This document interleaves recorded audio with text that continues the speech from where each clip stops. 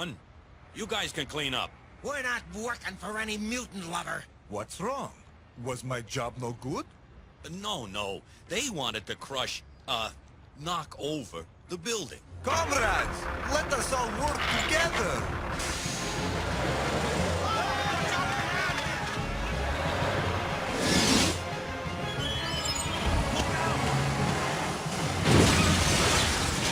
Did you see that? Didn't even phase him. Let me go! Now you run away. What I have done wrong? I can give you all the things everything that you wanted before. If you listen.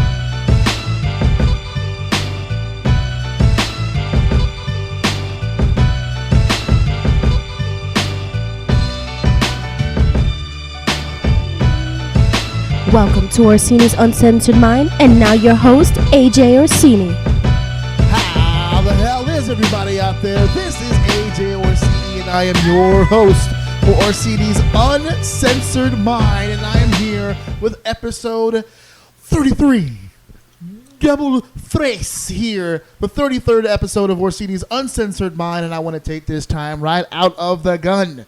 I thank all of you for listening once again to the show. We are vastly approaching our 1,000th download, guys, so keep sharing, keep liking, and keep enjoying the show. If you are listening, you probably already know this, but if not, share the information. You can catch my show every Wednesday, 9 p.m. by going to ajoum.podbean.com. But if you don't feel like downloading the app, I say it every week, I'll say it again, I don't work for Podbean, so if you don't feel like getting the Podbean app, that is okay, because you can always get your Orsini Uncensored Mind fix by also going to iTunes, Stitcher Radio, Google Play Music, and the TuneIn Radio app, and you can get your Orsini satisfaction by heading over to those platforms. And we are here once again with another special edition. I am not alone this evening. I am with a guest. I have not done an interview in quite some time. As a matter of fact, I was the last interview. I've had two, actually more than two. I've had two interviews, but technically speaking, I've had four guests on this show. The last one was a group, but I'm here with a special gentleman. This gentleman holds a special place in my heart, a colossal space, some might say. We've run the roads together for quite a few years, and I'm glad to have him on the show. It's actually an honor for me to have this guy on my show. He traveled quite a distance to be here, for all you fucks who keeps giving me the excuse. He came today. He is in the house of he's in the house of Orsini. Ladies and gentlemen, no further introductions for the colossal Mike Law. Mr. Law, how are you doing, buddy? I am great. I think I'm going to hire you to be my ring announcer going forward. That was actually pretty amazing. I've been your ring announcer before. Yeah, but show to show. Your personal we're going to one, bring you to Atlantic City this month. No, thanks for having me. It's one of those things where, we've known each other for a while, so it's absolutely. It's one of those things where we finally got to sit down. I'm happy that I'm here. This is such a cool setup. I appreciate you again having me, and yeah, man. I mean, like I said, it's one of those things where, I started blushing for a little bit. Because of that great intro I just gave you. You're actually making me sound better than I really am. Well, I intend to do that for the next hour and change. I want to make sure that the goal is very clear for the audience here as far as I'm concerned. We were just talking about this a little bit off air, and we'll get more into specifics. But this gentleman who's sitting in front of me, I truly believe is one of the most overlooked guys, especially in the scene that I'm in, and here in New York, definitely in the Northeast. I'm talking to all you other promoters outside of that, too. This is definitely a gentleman that you should be hitting up. The guy does not have a fear of flying. He does not have any issues with 3 stars and up when it comes to the hotels. This guy is willing to travel, and he's worth every penny here. So, Mike, I opened up by saying you and I have known each other a long time. I think this relationship began about 2002. We're looking back at the old Lou days. I'm sorry, 2012. There's another digit in there. Back at the old Lou days, back in Brooklyn. Are we not allowed to mention them? Is there a lawsuit pending? I've already shit on them a couple of times on here. As a matter of fact, the last two interviews I did, were with people that I had met through that venue as well. I'm actually now You met the good guys through there? well, no, I mean we have a history with Yeah. it. I used the wrong word, not met. We have yeah. we have a mutual history.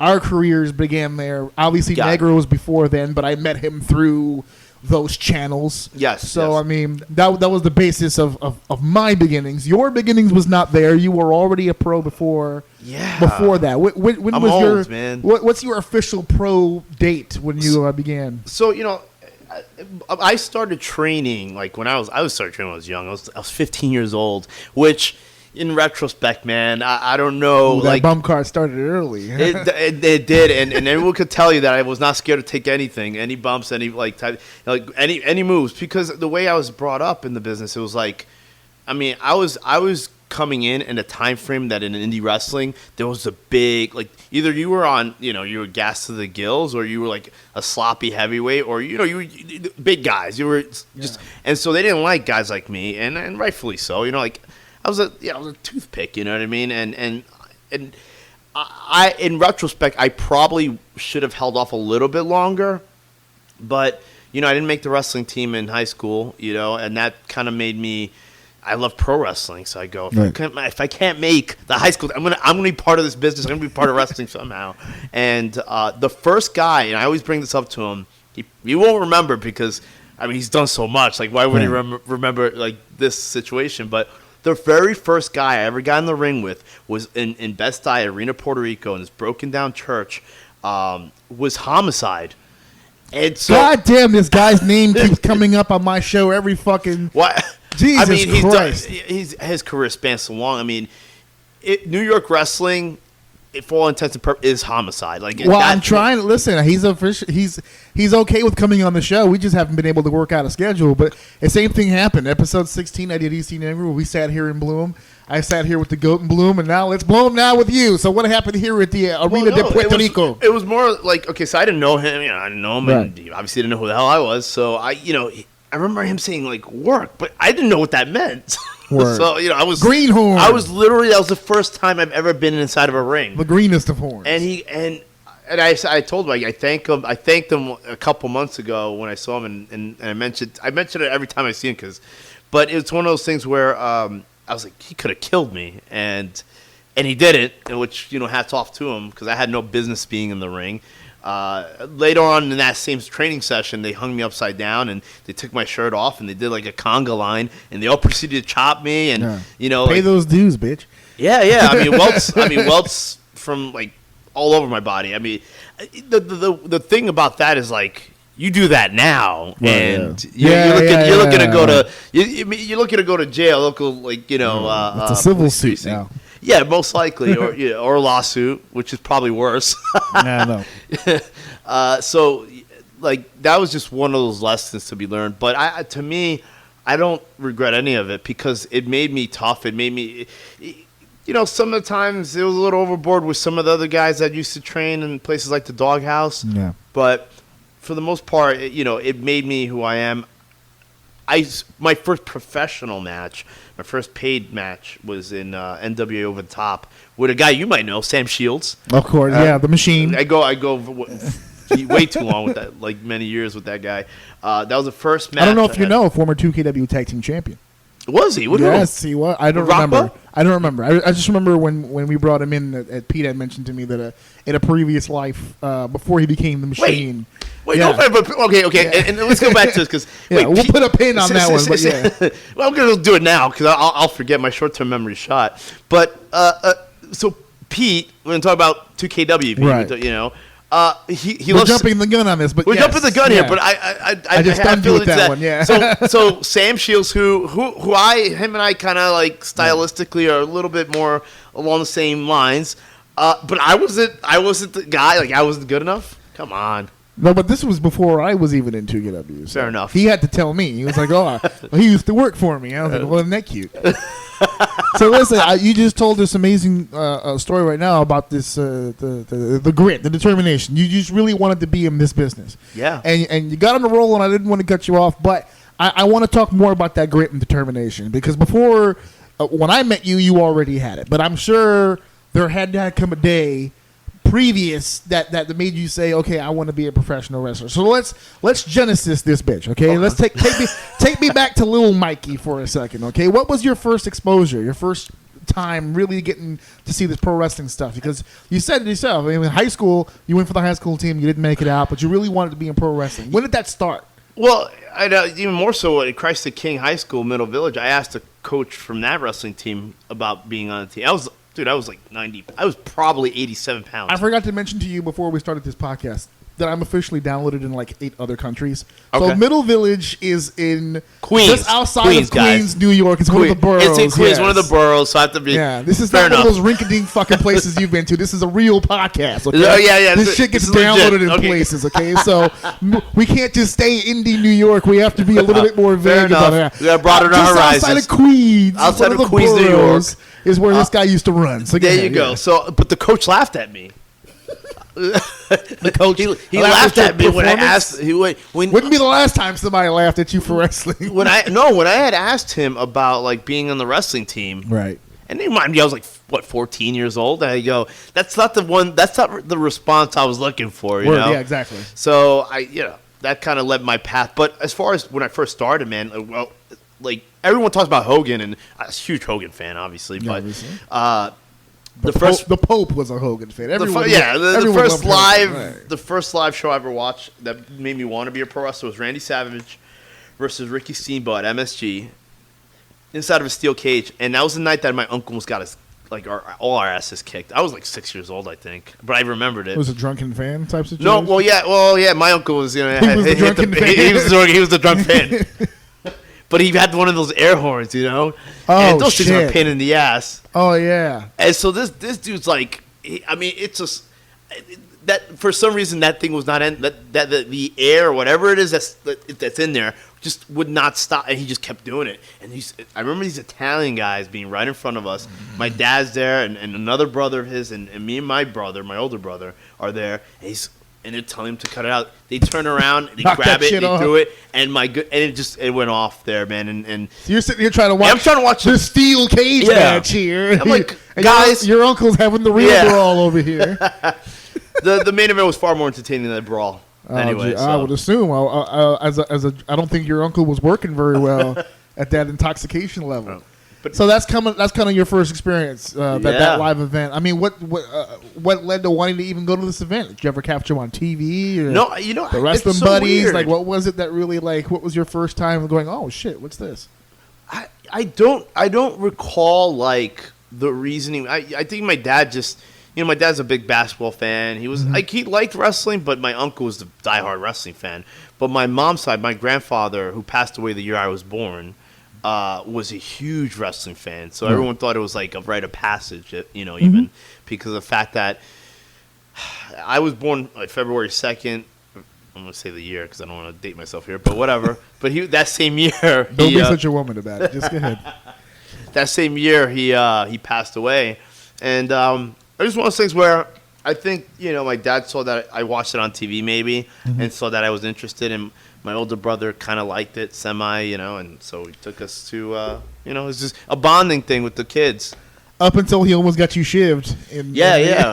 Almost got thrown down in the floor section. No, nosebleeds. Those were the nosebleeds. All right. Let's not kid ourselves. We're still poor Spanish Puerto Ricans living in New York. Christ. But that's one of the beautiful things about it, because there's a lot of you can tell a lot by a pro wrestler, in my opinion, based on the answer to that question. Because it takes me back to the old Tough Enough show, where they asked what was your favorite match, and she was Melina and Alicia Fox. I mean, you can kind of tell. Did you see me roll my eyes? Yeah, no, you knew exactly where I was headed with that, right? See me rolling my eyeball. The performer who can't really put a finger on it, whose answer is I don't know. It's just always been there. To me, those were always the most passionate performers. Yeah. They're doing this because it's second nature. It's an instinct. There's something in them that says, okay, I have to be here. Those are the people that usually, in my opinion, tend to last. The people who picked it up late and they're doing it as the hobby, or they saw it was cool on TV, they don't usually tend to last. I mean, there's those very rare exceptions, but I couldn't agree more. Like with the uber talented ones. Yeah. The ones who just take to it like a duck to fucking water. I mean, your Kurt Angles of the world who just wake up one day and just said, "Okay, I'll try it," and it's just under The Brock Lesnar's of the world, As a promoter, as a booker, you give me a choice between two guys who is here because he just doesn't know anything else to do, as opposed to the guy who might have a little talent, but he has better things to do. It's an easy choice. Yeah, absolutely. And I wanted to ask that question to you because I honestly didn't know what the answer would be. You and I we've known each other a long time, but I'm actually going to be learning a lot about you today. Because usually when I'm around you, it's usually in a professional atmosphere. Yeah. So we don't really get a chance to just be like, how the fuck is Micah doing, Usually I'm on my index cards, I'm writing these notes down, and you're over here baby oiling up and discussing how you hot stuff. Okay, guys, I don't use baby oil. It's hot stuff. It's hot stuff. Okay. Is it baby oil when it starts, and then when it gets on you, it's hot stuff? Is that? No, it's literally some stuff called hot stuff that will it's supposed to. It heats up the body, gets the vascularity. A lot of guys saves you on the push-ups. It's very controversial because some people because you can get it on the other guy, right? Well, yeah. I mean, and plus, I always ask, I'm not one of those guys like, I'm gonna unless it's VSK. If it's VSK, I make sure I put extra. Prick. Hey, don't talk about 205 Live's newest opportunity guy. I saw his new shirt. Big shout out to VSK. We saw you the other day. In Tibbs. So here you are. You're about to get shivved, right? You're watching this steel cage match. Obviously, at this point, you're a fan. Yeah. So is there any? You can't pinpoint where the fandom started, and that's a great answer. But can you pinpoint the moment where you said, "Okay, this is what I'm doing"? Was there anything that happened? Was there a match, a show, a conversation, anything that took place where you said to yourself, "Oh, fuck it, this is the direction I'm going. I got to go forward with this"? It's weird because I've had that question. I've questioned myself multiple times throughout the years because what people don't realize is I took spurts of time off in the last 12, 13 years. Since 2015 is when I've actually been steady, like just wrestling every weekend and wrestling. But before that, I was like off and on. It's like a bad relationship. You know what I mean? Yeah. It's like, you kind of want to leave her, but you need it, and for whatever. You left because you kept hitting the doorknob, but then eventually you missed the doorknob. And I don't know, whether it's because the way they make you feel, because of the sex, whatever. It's just you want to. It's like you go back to it. It's like it is what the late great Roddy Piper talked about. It is a sickness, but as far as when I said I would want to become a pro wrestler, I always felt like it was something like when I was a kid, when I was a child, and we were asked what we were going to grow up, and I remember these bastards all laughing because I remember I would be a pro wrestler when I grew up, and I don't know, man. I don't know if it was encoded in my DNA or it was one of those things where it was meant to happen, because of maybe my grandfather who just happened to be a big fan, just turned out to pass that along as a rite of passage. I always tell people that's probably it. But the mission was always to be a pro wrestler. There was never like. So it's kind of tied to your fandom. From the minute that you became a fan, you were just like, okay, I really want to do this. Yeah. I mean, that's the thing. Like, it was never like I'm not. Man, there are pictures of me holding up the old WWF titles with the Hogan bandana and everything next to my cousin. I was like 5 or 6 years old. The goal was always to be a pro wrestler, As I've, grown into it and accepted it as part of who I am, I think a lot of it goes down to the different aspects now. Like, I think, like, for future reference, I think about the different aspects of what I would like to accomplish in the wrestling business. Well, we'll get to all those accomplishments in just a second, but for me, since we're spitballing back and forth, the reason why I asked is because for me it was separate. When I became a fan, which was very, very, very, very, very early in my life. As a matter of fact, my first show that I saw was WrestleMania 4. Okay, that was the first one that I saw live. So, like, I guess the initial person because like you said about your uncle who was like the diehard. For me, it was my grandfather. He was a huge diehard. And the reason why I got to see this show is because he was a huge Ted DiBiase guy. Wow. So he ordered the pay-per-view. Just, by the way, this was the first WrestleMania that was on pay-per-view. Yes. So he had ordered it at home. So I got to see Savage go coast to coast and walk away with the championship. That was the first one I ever saw. So I was like, okay. Were you was that your favorite? Was it like Randy Savage the guy? No, it was never. It's funny because people have asked me that. They're like, well, so are you a big Savage guy? It's like, what's funny? I became a Savage guy later. I think because of my childhood, I was always a Hogan guy. Because, I mean, you're 6, 7 years old, bro. Hogan was a superhero. Yeah. It wasn't until I started getting into wrestling and really learning about what it was when I went, holy shit, you know what? In hindsight, I think it was really savage, and I was really a savage guy.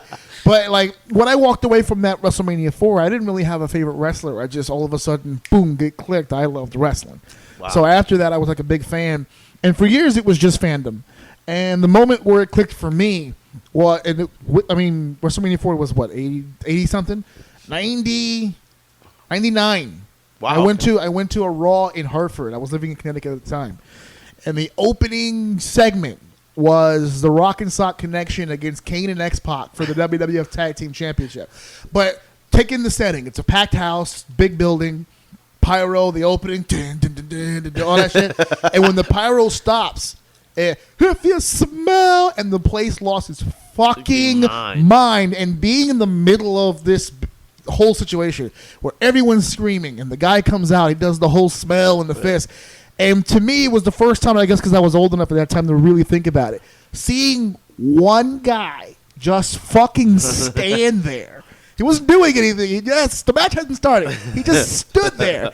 And 18,000 going fucking crazy. That was the moment for me where I went, that's exactly what I want to do. As a matter of fact, 99 is when my training started. That's some power, right? It was there. It was a few months after that moment, because after that show, I went, okay, where the fuck, how the fuck? Yeah. Because that's every wrestler's conundrum in the beginning. This is what I want to do. Where the fuck do I go? How the fuck do I go? Who the fuck do I talk to? Like, that was a big deal for me, and I made so many wrong turns in the beginning. It was a lot harder, in all fairness, back then. Oh, no, it wasn't definitely like was. Now it's like a Starbucks in every corner. Like, yeah. It's all over the liquor place. store, gun store, wrestling show, wrestling school. back even when I started, Oh, yeah. you know, it was the underground. You know, like you started from like, you know, it was weird. It was like Garages and you went to backyards you went to an and- alleyway. Like, yeah, man, like, you know, you got stuff. Like, That's what I mean by wrong turns, man. I learned how to bump from a guy. Honestly, I can't even remember his fucking name. I just remember that he used to be a promoter in Connecticut, about mid-Connecticut, around Hartford. Well. And I was like 15, like you said, about 14, 15.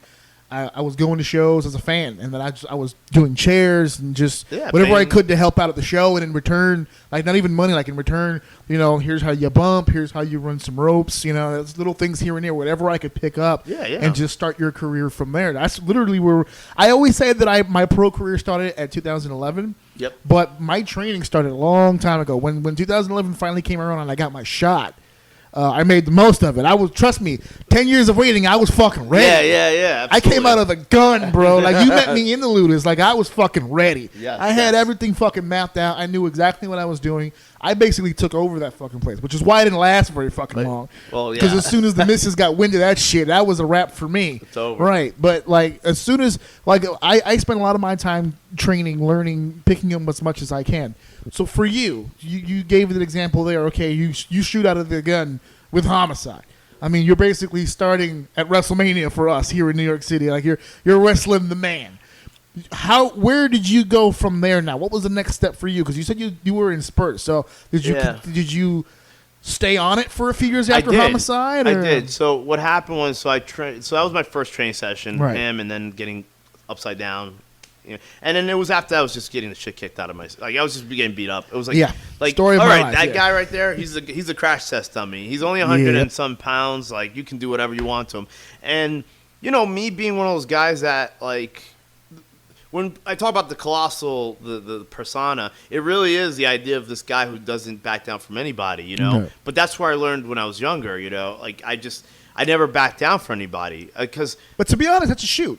Yeah. I mean, that's really you. You don't really back down from very many challenges. No, because the thing is, I was like I was taught by a couple of guys, but like one of the guys was this guy Carlos Eagle Morales. The other guy was Leighton Tower Torture, who's a little bit more well known. The other guy that helped me out was Low Life Louis Ramos.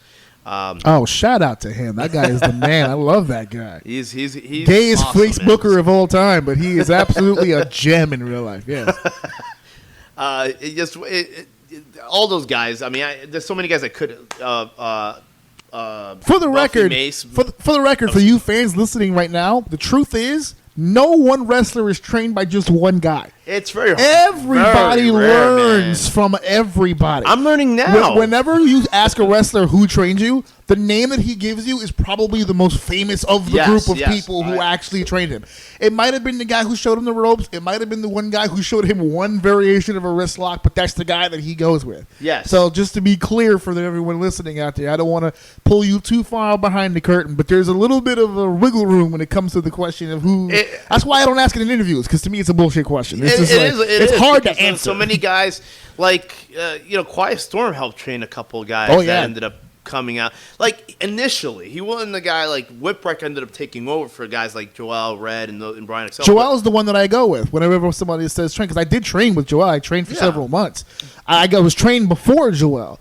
But Joel's literally the most famous person that's ever trained with me, so I go with Joel. Yeah. Infamous, famous. Yeah, exactly, right. When you got that resume, that's the one you go with, right? I totally understand. So yeah, it's one of those things where I did train with those guys, but then those guys left. There was a whole situation. Cops were called with the owner of Arena Puerto Rico, Homicide, Lathan. Those guys ended up going with Bobby Lombardi, who ended up starting the Doghouse. So I ended up training at Arena Puerto Rico for another year, but getting the shit kicked out of me. It was like this dude, I forget his name. Like little guy shit. That's what happened to me. The only difference between me and you was I broke, and you were strong enough to get through it. But it was like straight punches to the face. No, I know. And I had braces at the time. Like guys, because the monsters got to get over as monsters. The big guys have to look strong. And I would get in there, and I remember, like, dude, this guy Pedro Rodriguez would let anybody with $25 get in the ring, and I mean anybody. Mm-hmm. I mean, if you were a bum who was off the streets who happened to be able to just conjure up $25, you wanted to waste it on beating up Mike Law. Here's a shot. But I got in there. Don't get me wrong. Like, it also taught me how to defend myself too, because I didn't have those guys, for a while to have my back. So I did have to fight my own fights, which toughened me up even more. Absolutely. So it's one of those things where tough son of a bitch. Yeah, man. I mean, to last, as long as I have, I'll say that either I'm tough or I'm just stupid, or a little bit of both. Listen, I was just gonna say both usually tend to be attached to each other. You got to be stupid to be that kind of tough.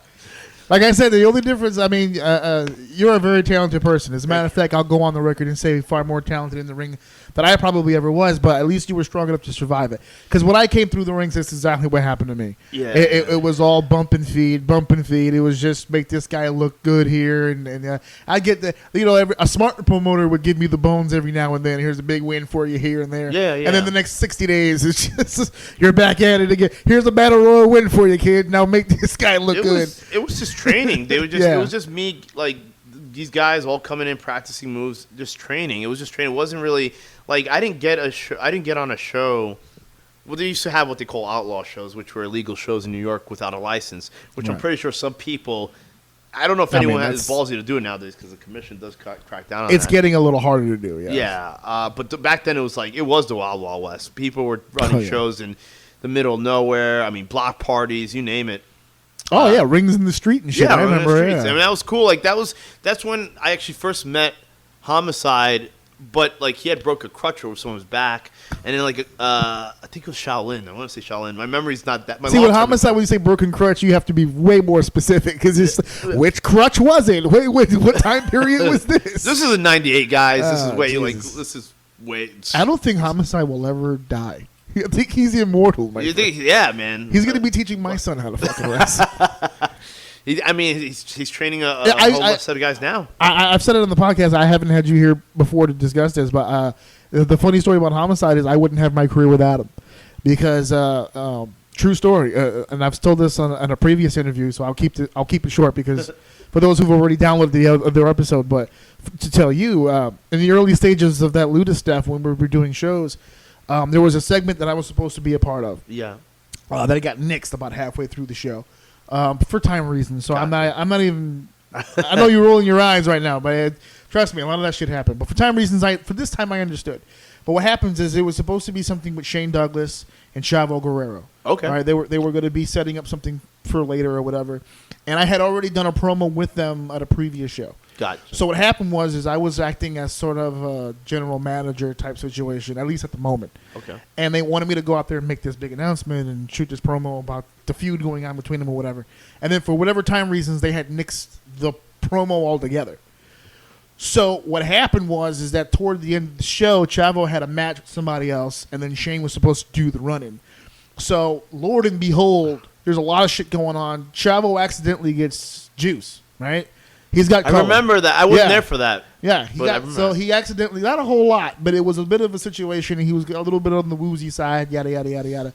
So they were trying to cover for it because Shane was supposed to do the run-in and attack Chavo, but Chavo's already hurt. We don't want to get him, there's a lot of shit going on. A lot of political shit going on because he's got TV stuff to do. And the last thing we need is to be the company that got him hurt. Right. So Shane doesn't even want to go out there. He's like, no, because I'm not trying to fuck this guy up. And this is all happening like in the heat of the moment. This Chavo's already like, we're getting to the finish now, and Homicide looks at Joel and says, send him out there. Wow. Let him go take the go home, right? Chavo does the big fire up, the big win. Yep. And then instead of Shane going out there and physically causing an altercation, you can have Orsini go out, shoot the promo, giving Chavo, because Chavo's the big baby face, give him the match that he wants because he got the big win, right? Yeah. So now the crowd's hyped. You pop the crowd even harder. You give him the big match. Shane has the match later. Right, so he calls out. We're calling this all on the fly now, right? Because Homicide's trying to make sense of the whole situation. The only problem Joel had with the entire idea was me. He was saying, "Well, because I was new, right?" So it's like, he's new. I don't want to put him on. Because he praised my promo the first time, but I don't know, beginner's luck. I don't think he knows that I can do it all the time. Yeah. So he's like, but Homicide's like, bro, he can do this because.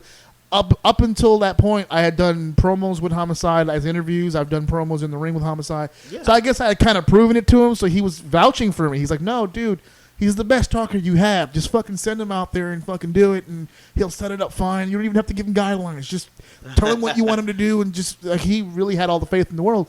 So Joel was like, all right, fuck it, go. And the way that I did it, like I timed it to get the optimum pop for it. So it's like I put over Chavo, pop, and how you escalate that shit, and then all of a sudden you're gonna get Shane, and we went in the back, and everybody was just like fucking great. Like Shane was just like awesome. That's great because now what happens is when it happens later now, and Shane gets that heat, it's gonna be fucking uber heat now when he crushes Chavo, and it was perfect, and it worked out great. And from that moment on, Homicide just always like no matter where we went, because I've worked with Homicide at several different companies. Yeah. And he always like, we're not friends, obviously, clearly. We're kind of acquaintances at best. But when it came to the professional stuff, he always vouched for me. Yeah. And I think everybody kind of has some variation of that story. And his career spans so long. How could you not? Especially in New York. If you're a New York guy, he kind of knows everybody.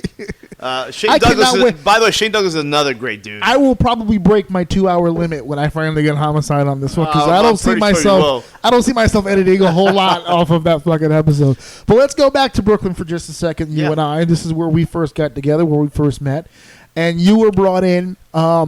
I was in there before you were. You were booked as an independent talent, obviously. Yeah. You weren't a student of the Maximals per se. No. But you were brought in a lovely little gimmick that we came up with called High Protein. The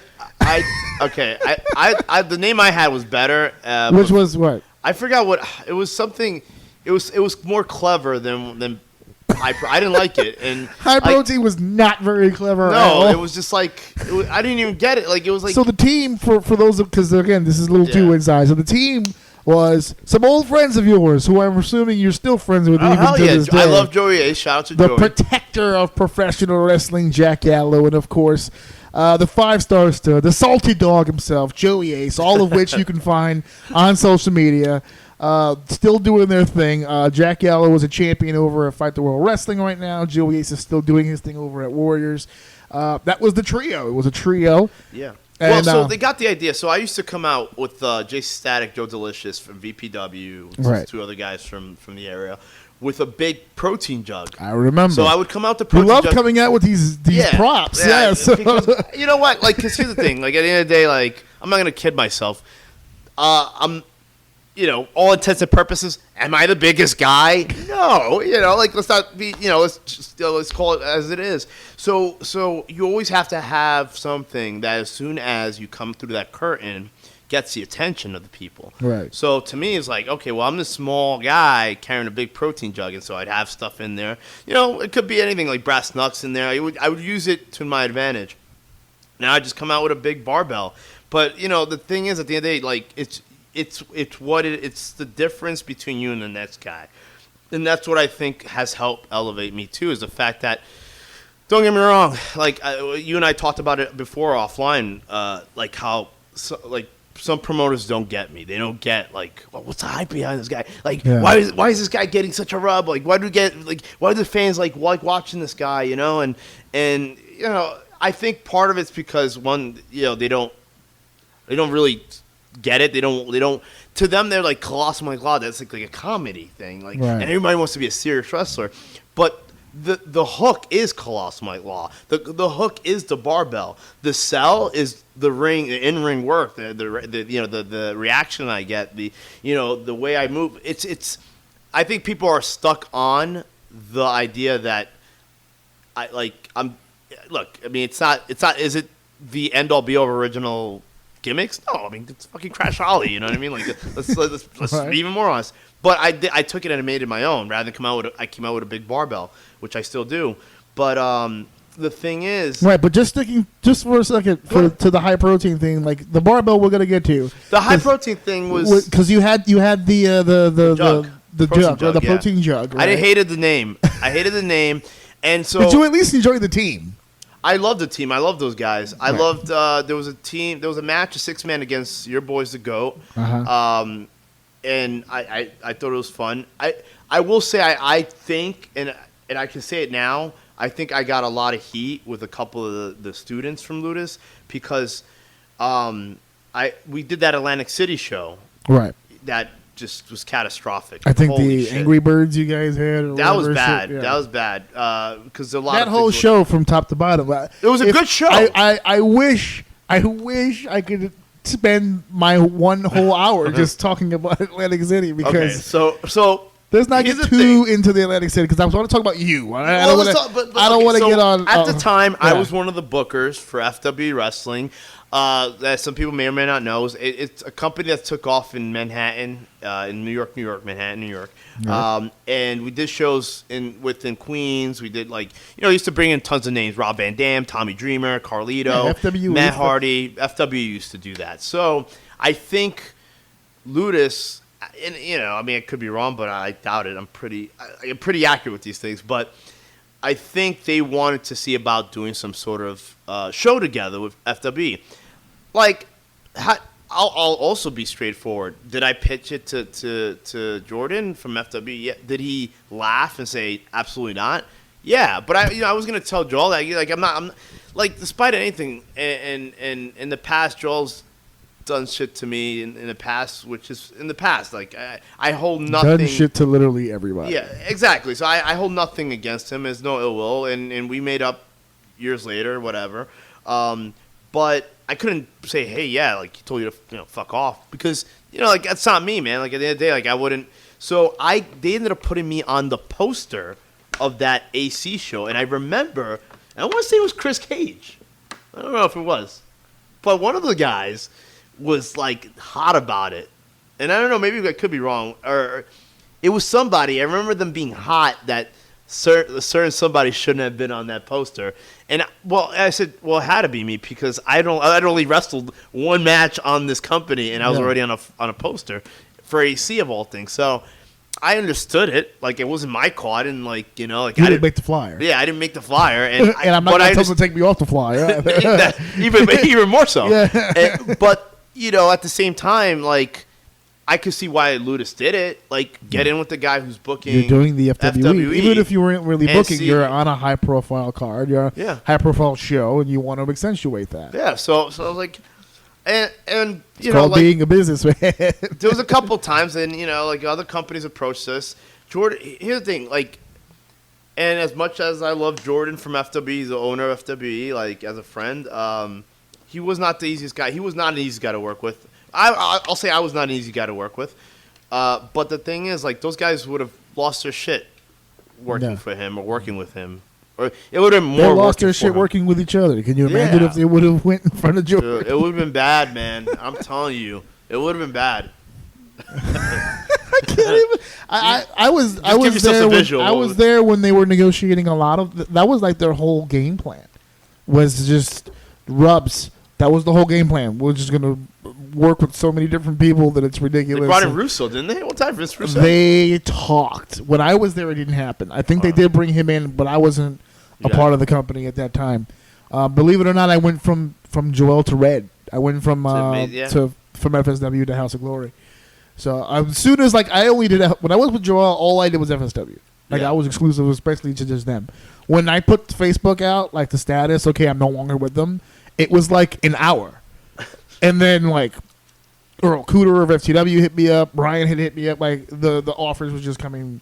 They were flowing. It was so one I of was those just things where it was I got out of prison, and everyone. But it was funny because I remember those floodgates. It was so. It's funny during that time. The only one that didn't call me was FWE.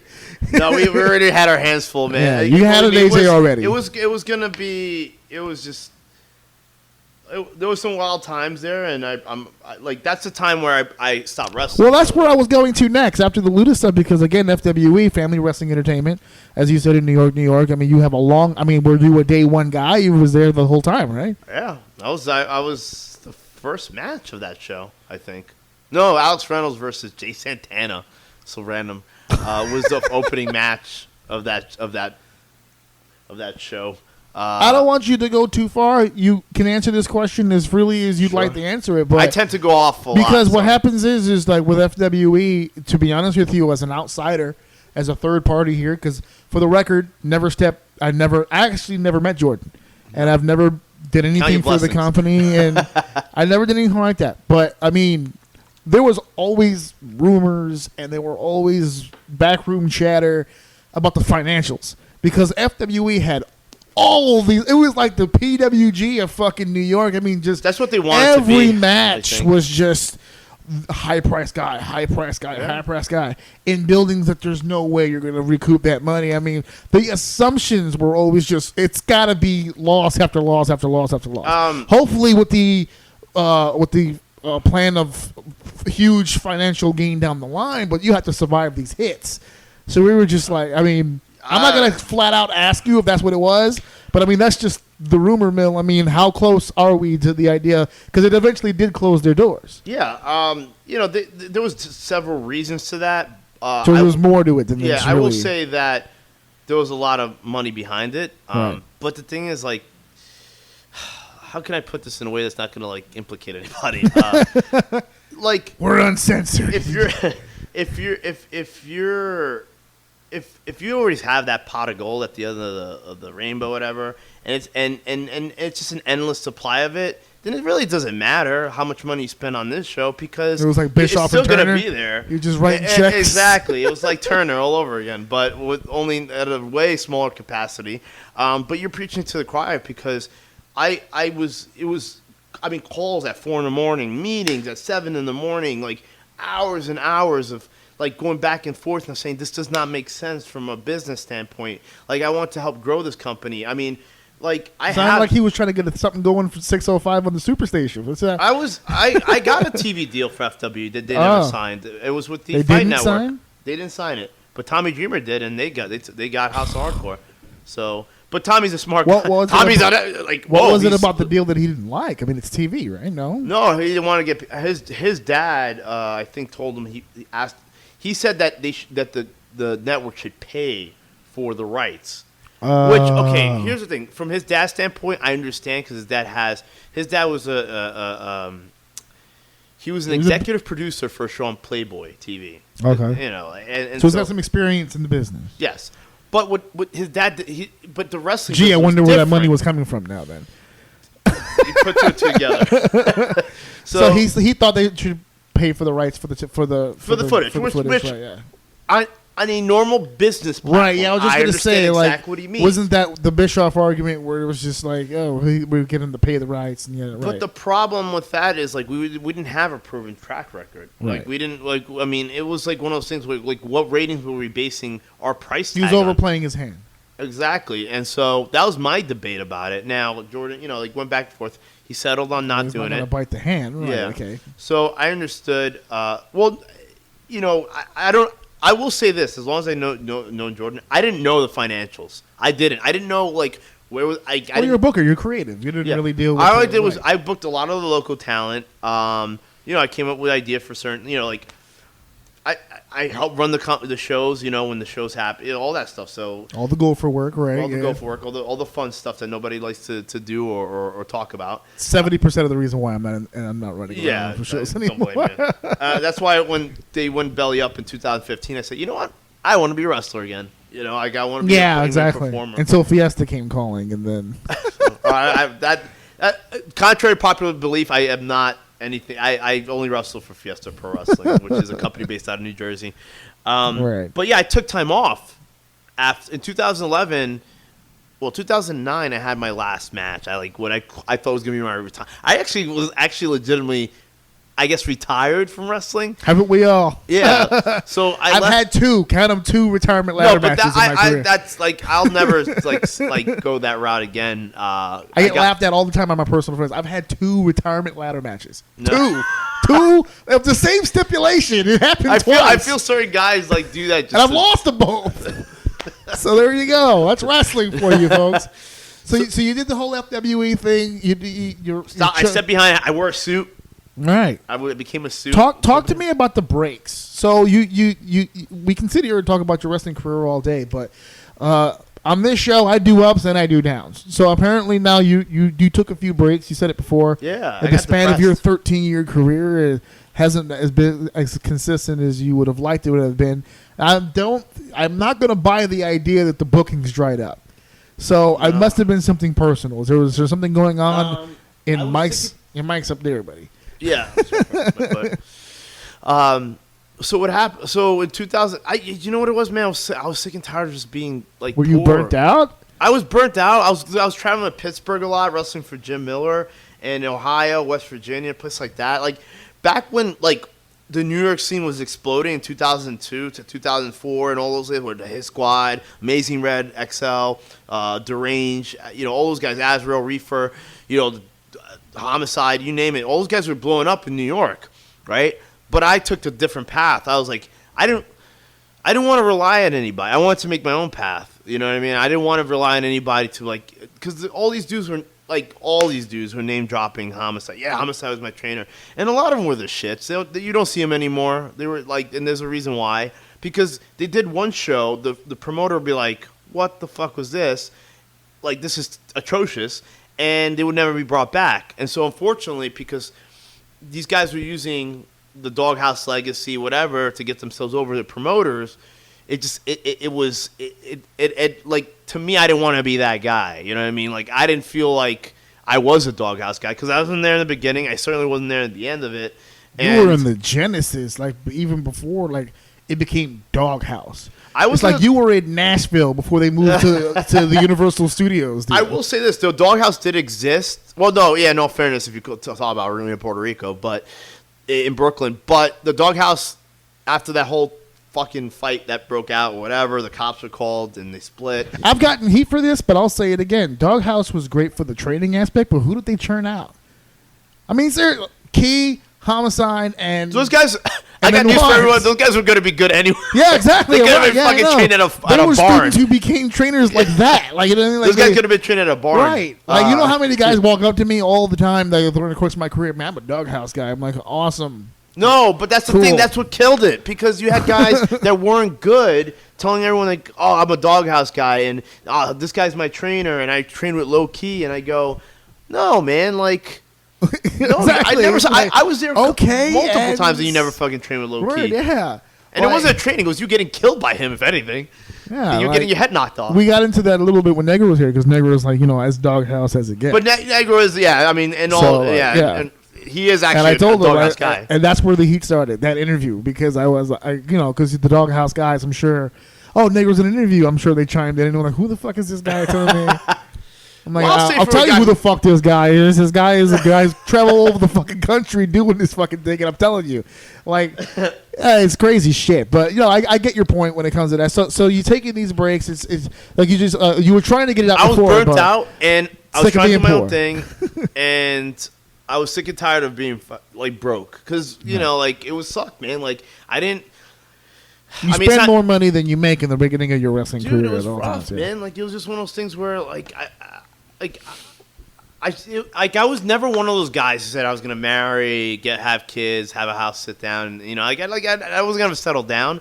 But then, like, when you're traveling in a fucking Greyhound bus for 8.5 hours next to some bummy ass dude who keeps leaning and drooling all over you, and then you know the pace sucks, and you know, like I will say that like in retrospect, I met some of the greatest people I've ever had in my life. I've had some of the fucking coolest experiences I've ever had, but unfortunately, those experiences weren't going to pay the bills, Right, especially as It'll the put medical food in your bills. stomach, The yeah. medical bills started. You know, like Oh, if I got yeah. injured or something. I still have medical bills from like 99. Yeah. So I took that time off because I got burnt out. I think me saying I was retired was kind of a stupid thing. I don't know why I said that, because I remember thinking, like, I'll never leave wrestling. I have a passion. Like, I love, whether it's creative or whether it's inside the ring, I've always had a passion for it. So I took from 2009 to 2011, I took off. And then my first match was actually back at FWE because they didn't have anybody. I tried to get Pinky Sanchez, but he did one of those things where he couldn't tell me exactly if he could make it or not, which I thought was weird. And then God, I love Pinky. he called me the day of the show. I will say Pinky The Sanchez sexual spider monkey. should fucking be a huge star. I think he's entertaining. He's the reason he's not. We yell at him all the time for this shit. Pinky is where he is because Pinky got his ass there. You know how many people will sit here, I mean, high-ranking people with experience, people who've been doing this for forever, will see and work with Pinky and walk away going, God damn, this kid is good. I remember I probably wrestled him once in a multi-man match, but I always knew that he was like uber talented. I've trained with him. The fucking guy's a machine. Amazing, yeah. Machine. This guy wrestles and is fucking like he can wake up from a nap and do 45 minutes with a guy. Not say a fucking word and just go in there and just fucking do it. The guy's work is amazing. But that was one of the things where it was like, and don't get me wrong, I learned to understand that, I just wish he had told me, like, yes or no, because he kind of kept me guessing. Yeah. So we got Bruno Marciano, who's no longer around in wrestling, and it was me, Azrael, and Bruno Marciano. And Another hidden gem there, Azrael. I love that fucking guy. And people think it's like gimmick or anything. Like, he is a real good friend of mine. Like, we travel a lot together, to ECWA and different places. That dude should be signed. I mean, whether it's Impact, Ring of Honor, or anything, he's been in many places. He's fucking crisp. His ring positioning, the way he carries himself in the ring. I mean, just a humble dude, but I even tell him, like, I think sometimes your humbleness hurts you because yes, it does. You are a He's superstar. such man. a nice dude that it hurts. I go, you are a superstar. It's like I tend to carry myself more of a superstar than he does, but like I'm not trying to insult him. I'm just saying like he has way more accolades than I do. And Yeah. I mean, I've done my fair share of stuff, but he has way more accolades He's been than I everywhere and wrestled everybody. do. Yeah, and he's wrestled like I go, dude, you should be telling He's these the guys. ECWA champ now, isn't he? He is the he is the owner of Big Red of ECWA. He's wrestling Ty Awesome in May 19th in Atlantic City. But dude, he's one of those guys that can wrestle a broomstick. He can wrestle a rookie. He can wrestle a 20-year vet, and he can make just fucking great matches. I got this close to wrestling him over in Connecticut. I got Amazing settled with talent. somebody else. I was so mad. I was so mad. Getting in the ring with I that don't even guy. remember the guy it was. I spar with him, and he's amazing. So let's talk a little bit about the ECWA because that's been kind of a regular spot for you. Yeah.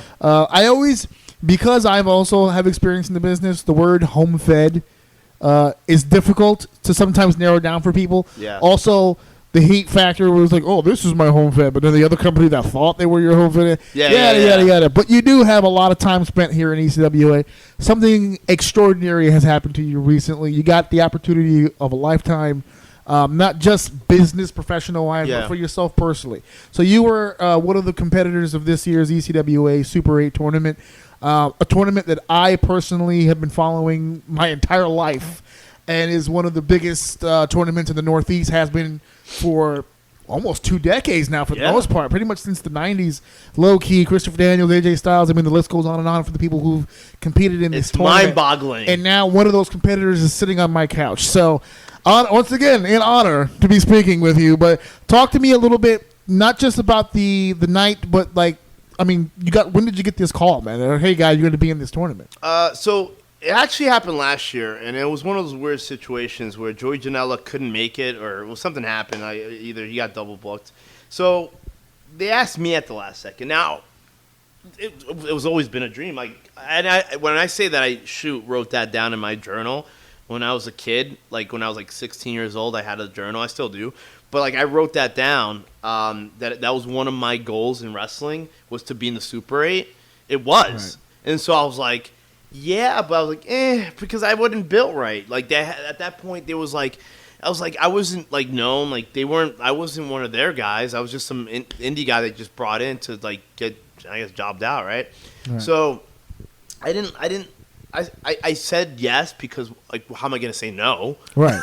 Super. You never know if it's going to happen again. Right, yeah. So what happened was they ended up doing something where and I wasn't really a fan of it. You know, like people saw the look on my face. It was very organic because it was the way I felt. Like I felt like I had been disrespected by like Sean Carr and those guys from upstate, because I don't know, man. I just felt like it was kind of like I'm a good job boy bitch. Like, yeah, like screw this guy, you know. And that's the way I felt that whole thing went down. So I was legitimately like heated about it.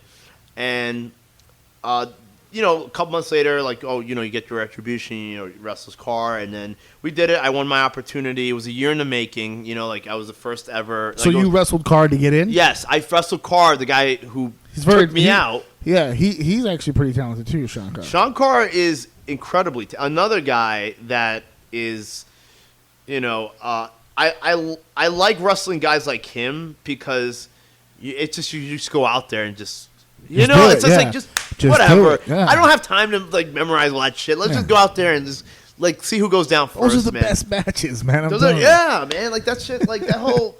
I don't know, that's what I've been saying. So you beat Carr to get in. I beat Carr to get in. I was they announced me each time the first entrant in the 2018 Super 8. You were the first entrant. Yes, I was. Guy, but then Mike Tartaglia somehow forgot. I don't think he had his fruity juice that day. That he announced Richard Holiday as the first entrant. Rich ended up winning. Here comes the disrespect part, right? Yeah. Yeah. So I was, dude. When I read that, holy shit. I think I had a bottle of water, and I just chucked it across. By the way, we're 55 minutes in. I think that was your first curse word. And I knew it was going to be this topic that did it. I was just trying to build to this topic before we got to it. It was just one of those things where I was just... Folks, that's as uncensored as Mike gets, because Mike doesn't normally... I've already cursed like 17 times. But, yeah. But it's just one of those things where... It's a huge moment for you. And these people are like... I was like... treating it like Wednesday. It's like, dude, this is special. Please treat it as special. It was, and I went on podcasts and everything, and like, dude, I wasn't... People can name the Styles, the Christopher Daniels, but I can name the Scoot Andrews. I can name the Ace Starlings. Oh, yeah. Like Jeff Peterson. Before he became a star, the Alex Shelleys. He came in there, like, this was before... Davey Richards went in there, became a name. He was a guy from California just coming through the territory, and then all of a sudden, boom, he's a Ring of Honor superstar.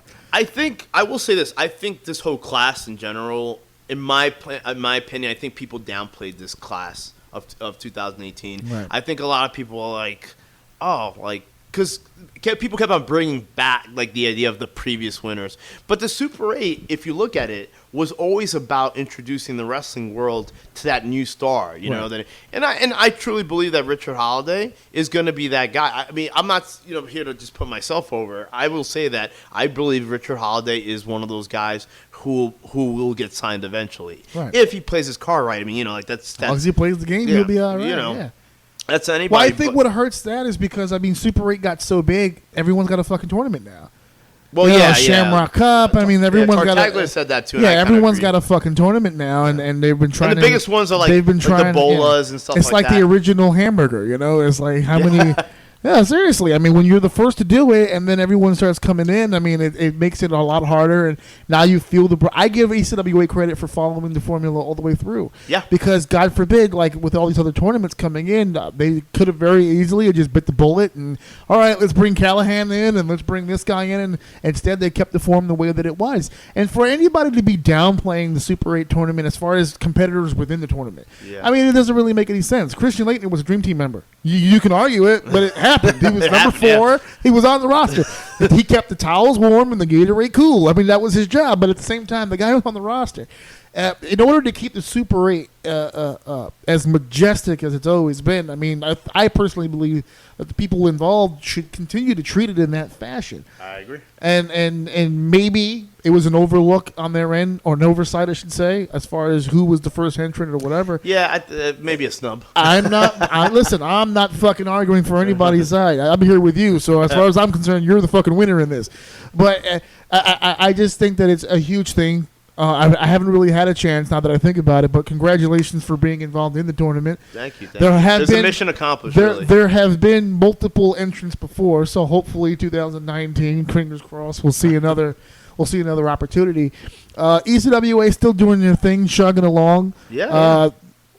Good buddy of yours, good buddy of mine, Oh, boy. AJ Pan, Yes. America's favorite agent. The other AJ, as I call him. Yeah, AJ2? Yeah, AJ Do. This is dude. Yeah. Good buddy of ours. He recently went through some stuff personally, and I won't get into that on the podcast, but tell me about your experiences. Let's share some AJ Payne stories here. I mean, what is your experiences? For those of you wondering again, he's been a manager of yours, a foe of mine, and but he's really an overall good dude, and he's been doing some pretty good stuff. So what's your relationship with AJ? Well, I met that guy. I met him through another friend back in 2002, I want to say. 2003. Oh, wow. Long time ago. We've been friends for a long time. It's been a minute. The promoter for Fiesta Pro, if I'm not. Yeah. Yeah. So it's one of those things where it just I don't know, just like we had a passion for wrestling. He wasn't. I don't think he himself thought he would take it far. I think that's the problem. I tell him, like, oh, dude, you got to push yourself more. I think, he's a lot like me. He'd rather just get the other guy over, right? But AJs are good that way. But you also have to realize, like, if you want to do more in this business, whether it's a manager or creative or anything, just push for it. Yeah. You know these people, people in it. Like, if you're gonna spend, there are guys who schmaz everybody, right? Yeah. But if you're not gonna do anything with it, then what's the point of it? Like, I'm not like that's I'll say that's one of my downfalls. I'm not a schmazzer. I'm very terrible at networking. I got to get better at it. I know, I get it. But get on the ball, sell yourself, man. Yeah, I'm also one of those guys who can sell other people better than I can sell myself. But I tell AJ, I go, if you want to do this in the wrestling business, then go and do it. Like, you the thing is, like, oh, I just want to do this. I personally will never get those guys. I was never one of those guys who just wanted to do this for fun, And if I did, I always wanted to be good at it, or I wanted to be great. I wanted to, like, have the maximum amount of fun you can have. Yeah. I just can't, like, I could never be one of those guys. Half-ass it sometimes. It's like, what the fuck is the point? You're getting all the fun out of it. Like, why come into a show? Get the most fun you can out of it. I totally agree. Why come in half-ass trained, half-ass gear, half-ass in shape, half-ass, like, blown up because you can't even get to the ring without, like, needing an oxygen tank. So, like, I don't understand. Like, I never understood that concept of just being, if that's what you want to do, then by all means do it. But don't take someone else's spot who's looking to bust their ass and make a name for himself and do this legitimately and do this for a career or do this because they want to garner a bigger portfolio of work, to show off for years to come. That's my take on it. Like, I'm going to places like IWA Mid-South, which I can't wait to go back. Another huge promotion. I mean, Punk, Hero. I mean, they've been around. Jacobs. I mean, they think about all the guys that come through those doors. Yeah, exactly. Too bad you couldn't go to the old barn, man. That would have been huge. Listen, they tore the roof off. They really did legitimately pull the roof off. Man, you're getting places, man. You're doing a lot of things. For someone who keeps telling me over and over on this podcast, we're an hour deep, and you've repeated the phrase, "I don't sell myself very much." You've Mr. I don't accomplish a whole lot of shit. You've done a lot of shit, my friend. I feel like okay, so this is not like I don't want anyone like anybody, any promoters or anything getting hot because I don't feel like it's not an indication on them. It's not. It's more on me. Right. Like, so a couple like I do like yearly goals. Like I think everyone does, but I do goals like realistic. So one of the goals I had last year was to do something with the WWE, Right. So lo and behold, and I said to myself, we're freezing towards the end of the year, and nothing was happening. I go, fuck, I'm not getting anything. And I get an email. I get to do some extra work with the WWE. So that was one of those things where long term, obviously, is to work for them as a performer, as to, whatever. To be an everyday workhorse for them. Exactly. Right. But the thing is, even with all the stuff that's happened in the last couple months, it's not an indication on the promoters or any of the stuff that I've done in the past. I just feel I haven't done. I feel when some of the younger guys are like, oh man, you're doing great right now, or people are like, oh, I see your name all over the place. I go, really? You do? It's weird to me, because I go, I think there's more to be done, but that's the attitude I want to always have. I don't want to stop until I can't anymore. You know what I mean? Physically or whatever, mentally I can't do it anymore, but that's what keeps me going. That keeps me motivated because I don't feel like I've done the best. I don't feel like you've seen the best of me. Well, listen. Whenever you get hungry and you eat, eventually you get hungry again. It has to keep moving. You have to keep progressing. You have to keep evolving to the next level and wanting to accomplish different things. We were speaking earlier about your history and all these different promotions, and I want to spend a little bit of time right now talking about you in particular. One of the things that I always loved about you, there's two things. We'll get to the second one is my more favorite of the two, but let's talk about the first. Your ability inside the ring. Now, you already said that you're not exactly the biggest guy. You're not. But I've seen you go in there with similar-sized gentlemen. I've seen you go in there with supremely large gentlemen, and the style changes, and the work changes, and your cell changes, and every facet of what you do changes depending on what you're doing there. You're one of those wrestling chameleons. You can go in there and just kind of figure it out. I've seen you go in there with ropes breaking and figuring it out. I've seen you go in there with all kinds of shit going down, and you always just manage to figure it out. I've always thought of you, and I'm not blowing you because you're here. You're here because of what I'm not blowing you because you're here. You're here because of what I'm about to say, and that is as a promoter or as a booker, I have to have faith that when I put a talent out there, he's not going to make me look stupid, and that he's going to be safe. And you're one of those few guys that I know that it doesn't really fucking matter on the card where I put you. It's going to be a guaranteed thumbs up type situation. So that's from the promoter side. From you, from the inside, from your frame of thinking, where in your career did it finally click? Oh, I'm really good at this. Like where did that? Because the timing, where you find yourself in the ring. I mean, this is all happening in the ring as it happens. Your confidence level when you're in the ring shows. So when did it finally click? Okay, yeah, I feel very comfortable right now. Man, it took me forever. It took me way too many years to get comfortable. No, I'm telling you, other than the fact that I didn't schmooze or schmaz or whatever the right people to get ahead, right. And I didn't do certain things to get myself ahead. I didn't politic, I still don't because I could care less about that.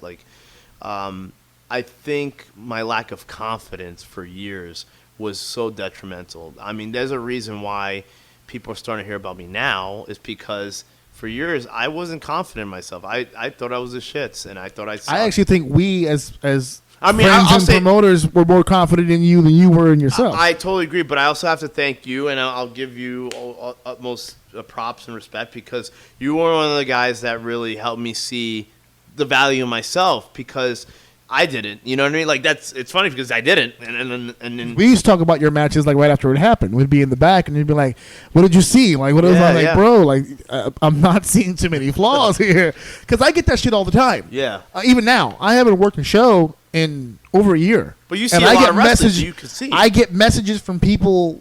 They're just like, here, look at this match and just tell me what you see. Yeah. And I tell people all the time on my podcast, and I tell them in person, do not ask me that question unless you absolutely want to hear what I see. Now, that's not an excuse for me to go and kill a guy. If I see cool shit, I will. I always do both.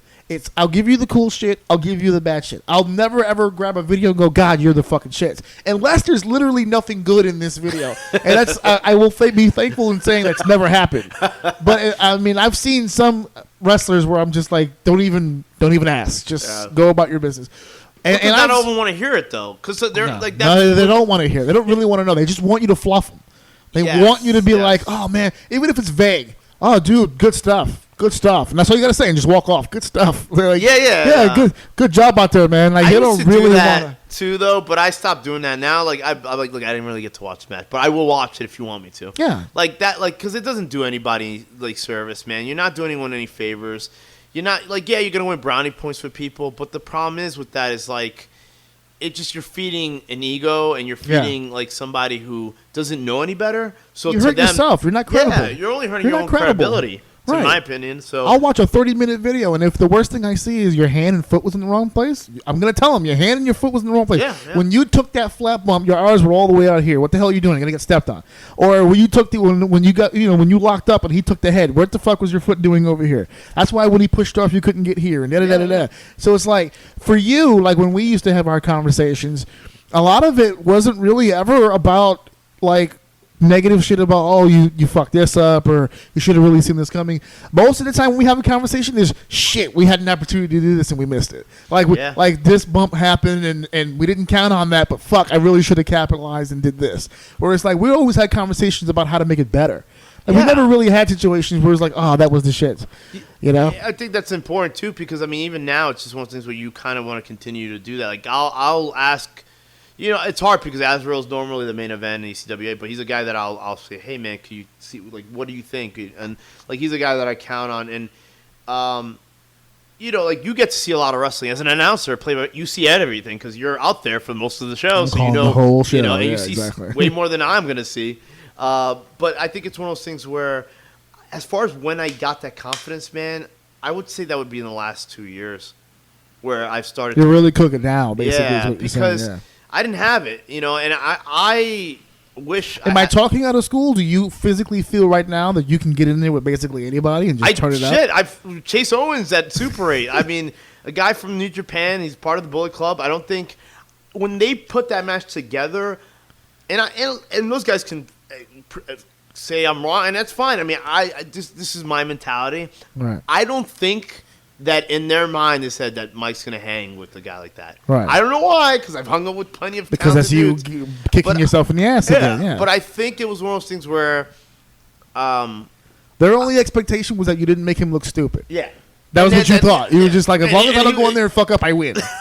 yeah. I mean, he ended up advancing anyway, so whatever. Yeah. But the thing is, I don't get nervous really about like matches because I to me it's like I just want to go out there and just put on the best pop show, give people the memories. Obviously, yeah, of course. You know, but like for the Super 8, man, I will say that week, dude, I was a mess, man. Like I was nervous, bro, because of. But is that more Super 8 or more Chase? I think you were really Super 8 was the big deal. I didn't know I was wrestling Chase till day of. Till day of, okay, all right. Yeah, so they don't just, tell you who you're wrestling till day Just of. probably don't know. Yeah, exactly. Yeah. I was nervous because the 15, 16-year-old me was now thinking about where I had been and where I was going. So to me, it was like the insecurities and the depression and the, you know, and just the thought process of the young me was like now thinking, getting in my own head, like, shit, am I really ready? Am I like, because at the end of the day, this stuff gets covered by PWI, the magazine. Of course, religiously, yearly. And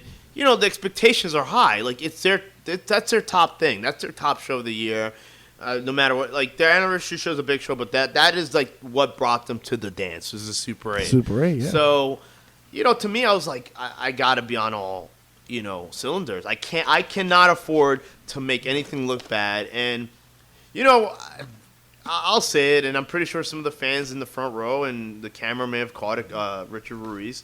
But when I got pinned, I fucking started bawling. I started crying. It was a combination of a lot of things. It wasn't because of I think Chase thought either one or two things. I think Chase thought either he fucking like killed me or he thought that I probably was like hot about like no man like hot whatever. to the point of crying. Yeah, never. This guy's a couple furious. He's things. bowling his eyes out. Yeah, right. It was a couple of things. It was this fact that my friend Spiral, BKNY, he was a ZZW. He wrestled in ZZW. He was an OVW guy. Like he went to OVW and trained there for years. Well respected in this area, by the way. Yeah, When he passed, it was a he big passed deal, away in December. Yeah. Yeah. And then him and I would always talk about doing the Super 8, like one of us. But to be honest with you, at that point when we were talking, if you were to pick that, he was the guy that was going to be picked of the two for the Super yeah, 8 because right. he was so incredibly talented. He was in great shape. I mean, he could do every fucking flip move you can think of. I mean, he was such an innovator. Wasn't he the one that did that moonsault clash? Unfortunately, he did the moonsault clash that knocked out poor Mike Seidel, Matt Seidel's brother. Just the balls to take that. I mean, like, how do you pitch that? It's like, dude, even when I saw that, I go, "Oh, that's the move I'm not taking." Yeah, word. He was like, "Oh, Jesus." I took the Styles clash into the somersault thing. Okay, that was dreadful. I took that twice, and it put me out. It didn't both times.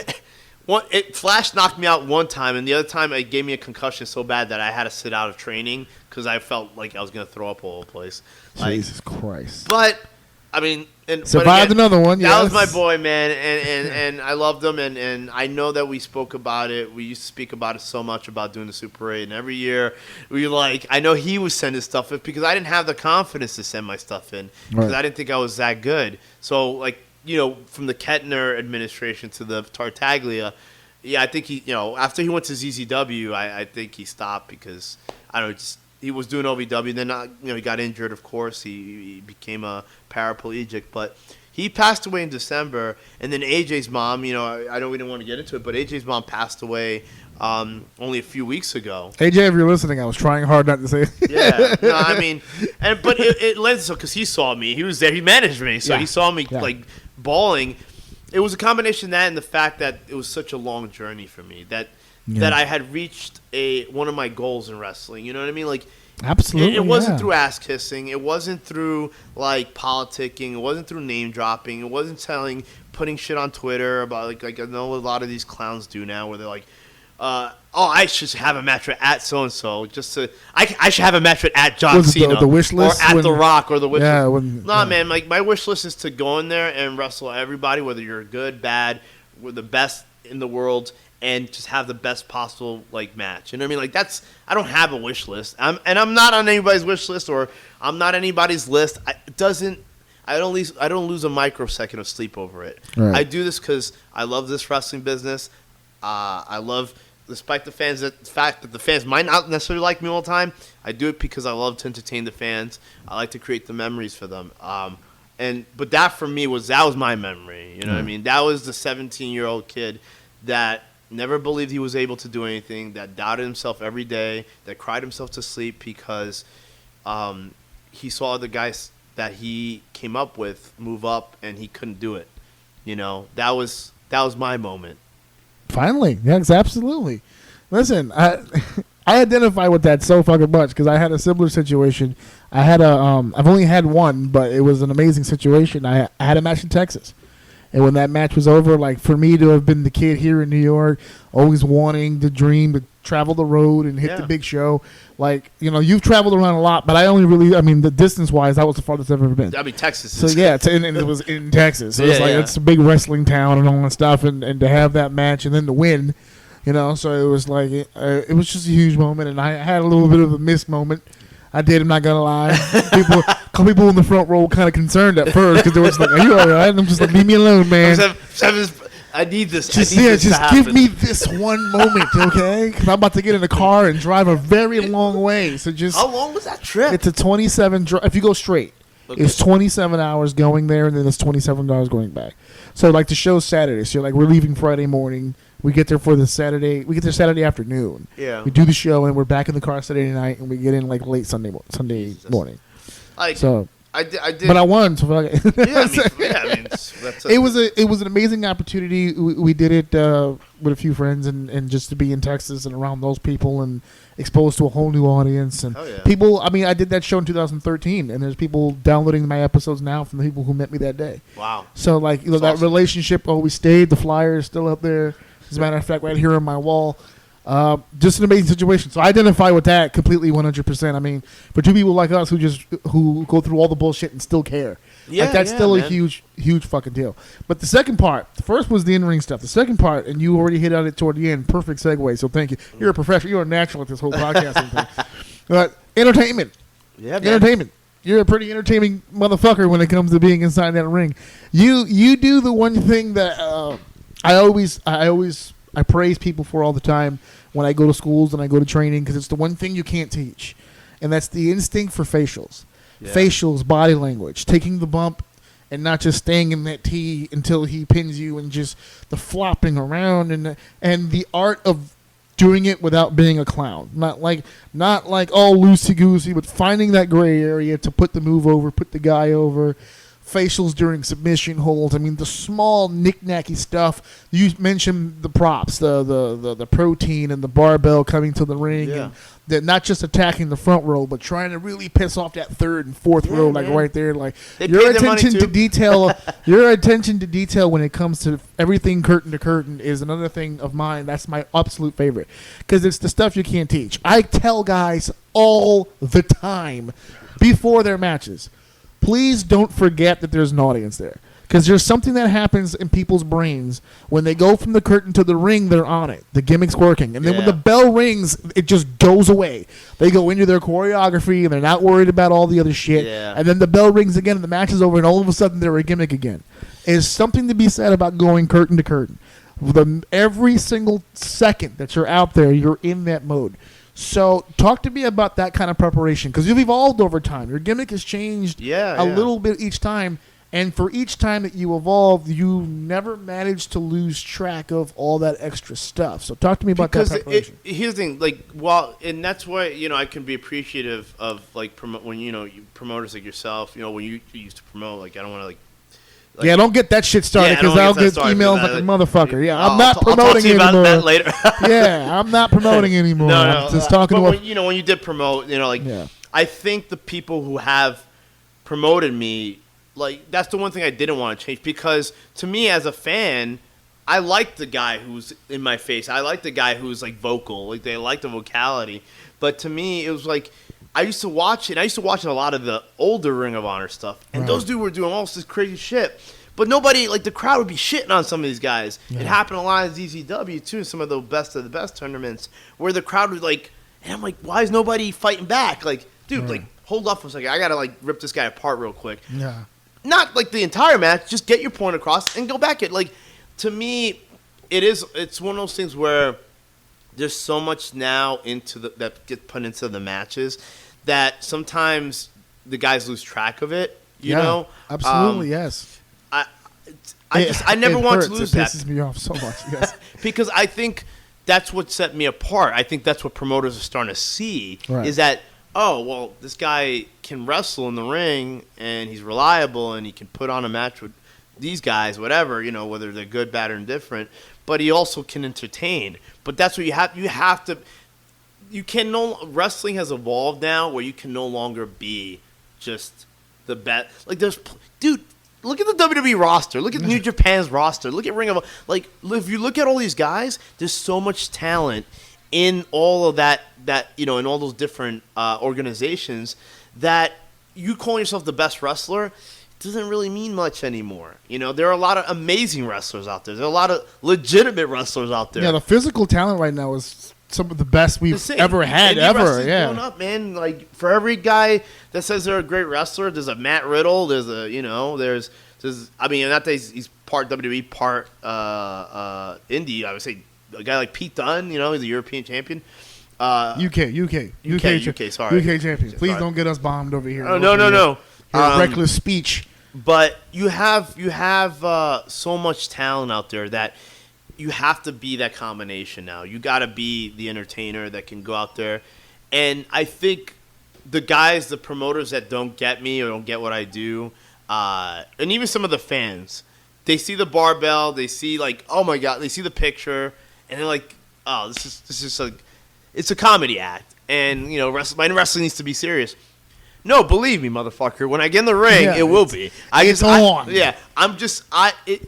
I used to look at some of the guys in Pride. Like I remember when Alistair Overeem used to come out with the big hammer, the Thor hammer. You know, but they didn't mean that when that dude didn't come, that belt in the ring, he wasn't gonna fuck you up. Like that's the thing. And I think stylistically, I have changed, but I've changed because for a while I think I was doing more of like the funny stuff because the people. I remember the protein thing getting involved a lot in the matches back in the day. Yeah. So. And the last match I called for you, you did the barbell spot. But you don't do the barbell spot very often. I know. No, I don't. You did it with Stan, but Stan's kind of a comedy. Kind of a funny guy too. You work so to it the worked out. attributes of the guys. There's a couple things you work towards. The attributes. Still the best match of that entire show. It was so great. And the fact that the ceiling was so low was like one of those things. You're where it's limited, like, right? It was Exactly. so you can limit that, you know, like.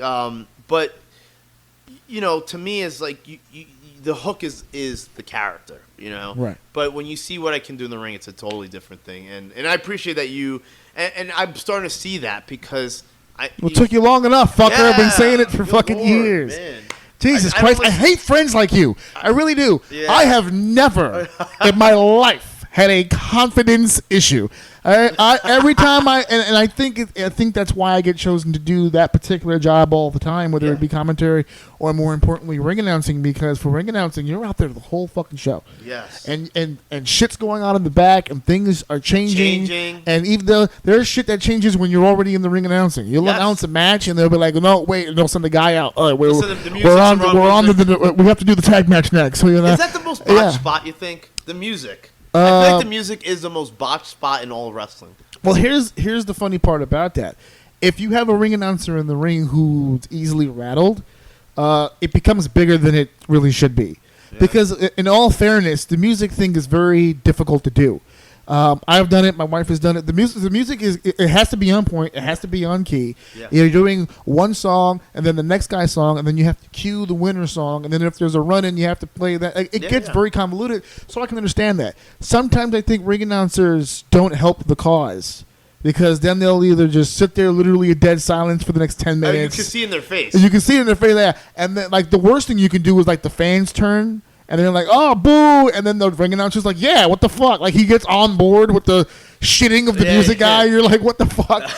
So, like in the few shows for FTW that we used to do, like back in the Deer Park show, with their music situation was always very off. So I would either joke with the audience or converse with the audience. I would do a bunch of shit until I get that big thumbs up from the curtain. Yeah. And then I flow right back into it. I was always good with rocking with it. But I could see. I did say that you were very good at just.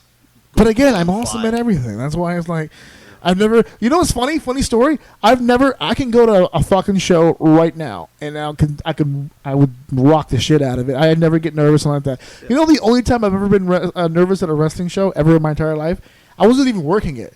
When I went to WrestleMania. For some oddball reason, when I got off that train, or WrestleMania 29, when it was at Giant Stadium, for some reason, when my ticket got scanned and I started walking in, brother, my heart was fucking pounding. Like, I don't know, I can't really put into words what it was.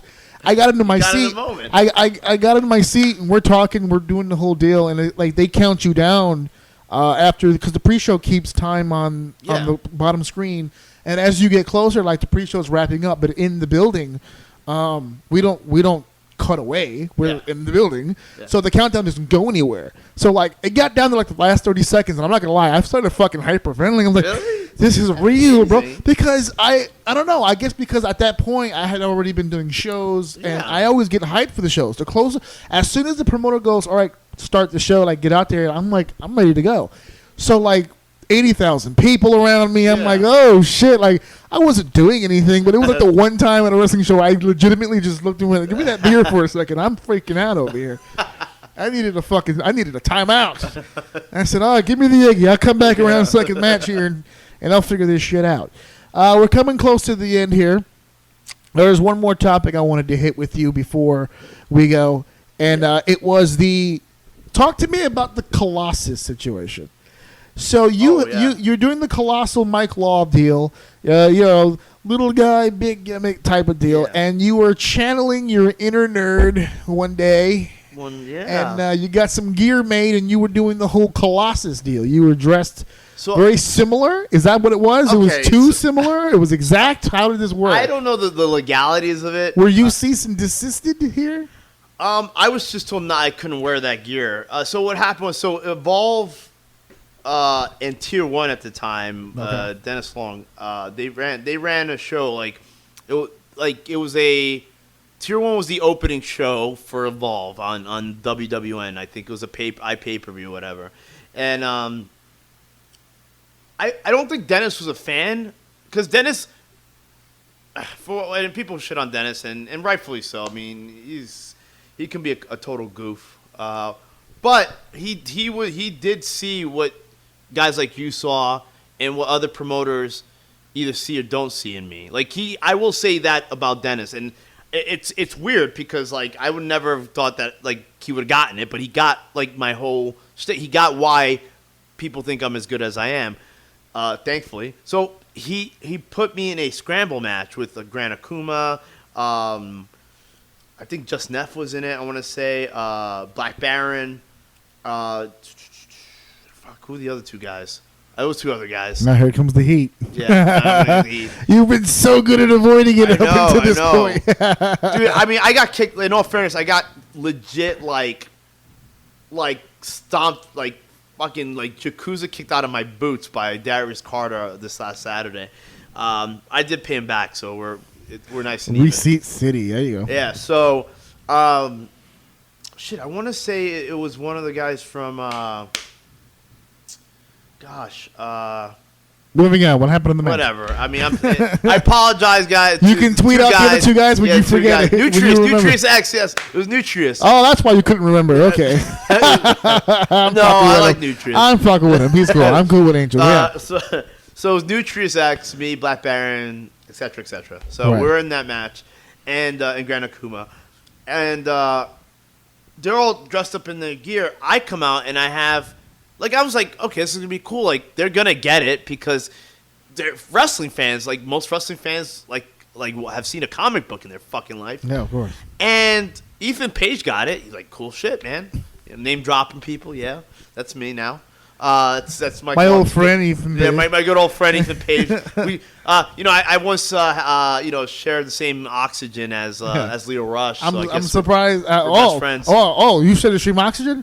I've shaken his hand. Well, I don't know. Oh, yeah. We got should that have. far in our Yeah. friendship. And he asked me, for some oddball reason, I'm sitting with the GOAT, and I'm in a suit, because I was Yeah. managing at the time, and he asked me for tape. Woo! I don't know why. I was like, I just looked at him and was like, You seem like the guy I who have would have the three tape. other assholes here literally taping at the moment. You're asking me for the tape. I guess I don't think he wanted to ask Race is what it was. Maybe not. Man. Okay, It there could be you a little go. intimidating. Yeah, a little bit. So we went in there, and I had my gear, and dude, Dennis did not look happy about it. I think he didn't like that. He didn't like the idea that I was trying to portray myself as a character. He's like, I want you to be more serious. But I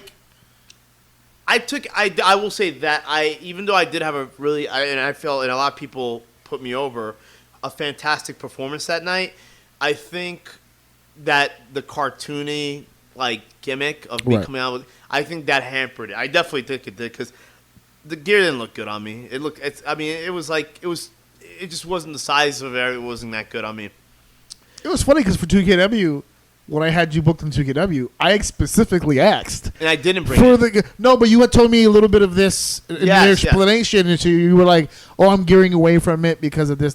So Well, I was like, "All right, we whatever." were- But okay, so because I just find it funny, he was like, "No, I don't like it." But me, I was like, "Dude, bring that gear with you." yeah. Because my audience would have fucking loved it. It was a different flavors, but okay. So here's the deal. So I was told, and I forget who fucking told me this, but they're like, look, that's really close. You're not you're actually wearing the colors of the character. If you would have been an off color, like a cosplay deal. Where yes. it's just like, If right. you would have been an off color, but the thing is, you're also performing on an pay-per-view that people are paying money Right. to go see. It's close, so right. that is where you could find yourself getting in trouble because there's monetary value going into the show itself. They may not pay the fucking cent to see you. Who cares? Right. But the fact that you were on the show and there was money being made, It's grounds, right? that's yeah. grounds for them to be like, oh, well, that guy's wearing gear. He's not a cosplayer Yeah, anymore. attempt to sell somebody else's Yeah. likeness, right? Yes. Exactly. And so I had to quickly go, it's gone. I mean, I sold it on eBay for a good amount of money. Oh, okay. Whoever you got that something fan out was of that it, bought it, Let thank you. him deal with the pay-per-view people. Yeah. So I think I wore that suit maybe twice, and that was after that I stopped wearing it. Oh, you. It wasn't so comfortable either. It was maybe somebody in Japan did it. All right, so we're getting toward the end here. Listen, has this been an enjoyable this has been situation amazing. for you? We could go another 5 hours. I told you, man. People, when you come into the House of O, man, people just fucking let go. It just open up. It's a couch. It's comfortable. We're getting rid of these fucks soon. So Oh.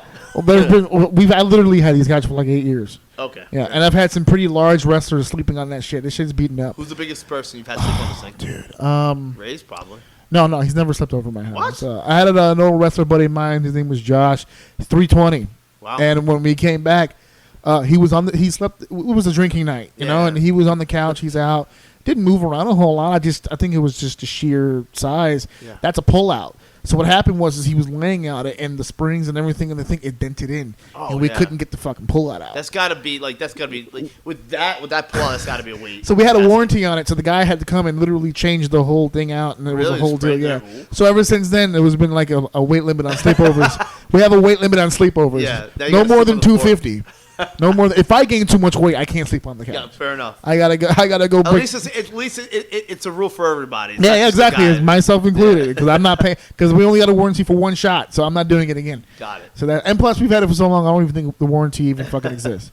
So this is the portion of the interview, folks, where I hit him with the 9 rafts. This is it. This is the most important moment of anyone's life, including yours, sir. 9 rafts, 9 random as fucks. For those of you downloading previous episodes, you know how this goes. Mike, you were told before we went on the air exactly how this goes. I'm nervous. 9 questions that are random as fuck. Guaranteed none of these fucking questions have ever been asked to you on a wrestling podcast ever in your entire life. And we're going to come right out of the gate with a softball. We're going to lob one to you here. This is an easy one. You drive around a lot. Yeah. Okay. As a matter of fact, you drove here. Yes. Automatic or stick? What is your preferred method here? Straight Automatic. up. Automatic. You're Yeah, an I don't automatic know. guy, yeah? You know, That's kind of you don't embarrassing. Vin Diesel it on the way No, on the dude, it's kind of highway. embarrassing. I don't know how to drive stick. Hey, I don't know how to Okay. drive stick. My wife's good at it though. Ho! Less of a man. Number 2, explain to the ladies out there, what does a first date look like with Mike Law? Shit. They may want to like. I would like to go somewhere like random. You know what I mean? Like random. I don't like doing the same. Like I don't understand going to a movie. Like why meet somebody, go be silent for 2 hours? The fuck. I want to talk. I want to do something. I say like let's go out for dessert, man. Like I'm a big like. Despite the fact that I'm in pretty decent shape, I like to eat like a lot. There you So go. let's like Keep let's, the metabolism let's just going. go. Let's just go somewhere and pig out, man. That's the key Could to my you heart. can you name a venue for a first date where you just like that'd be a cool first date? Man, there's Martha's Courtyard over in Bayside. I think it's Martha's Bakery. Sorry, Martha's Bakery Courtyard in Bayside has some of the best desserts ever, and their coffee's insane. Oh, sponsorship opportunity out there, Yeah. folks. He's shouting you guys out over there at Martha's. Number 3, the one toy Lil Mike regrets not receiving for Christmas. I'm pretty sure it was like a version of the AWA ring. AWA had a ring. A toy ring? Yes, I kid you not. I broke mine. My brother. So you wanted another one for My Christmas? fucking brother my older one, stepped over the turnbuckle, and the turnbuckles, the corner posts were made out of wood, and he broke the thing. Oh, And shit. I was like, dude, that ring, the AWA rings, please look them up. Were amazing for the time frame. They were shit. They were like little wood, and then the corners are made out of wood. What, a wooden But, wrestling ring though dude, for they're a toy. steel cage. They're steel cage. Look that how came- excited you are right now talking Woo, about this boy. ring. Their steel case that came with the ring had a little fucking padlock in there. They could like hook it up, and like I was the guy that I played with the freaking toys over. Like I put my arms over the cage.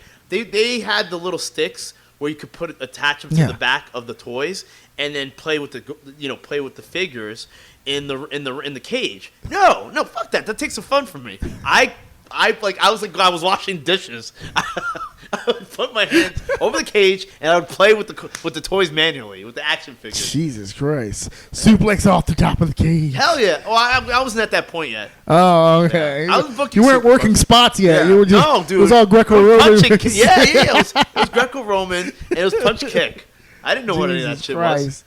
Question number 4. That was little Mike. Take me to teenage Mike now. What is your go-to PlayStation game as a teenager? Okay. In that era. It wasn't. I didn't have PlayStation. I had back when I had Nintendo 64. That was my fear when I made this. I was like, please don't let him be the one fucking kid from the 90s that didn't have a fucking PlayStation. I did not have Ah, PlayStation. Jesus. I What was a a nerd. I was a Nintendo You're a nerd. guy.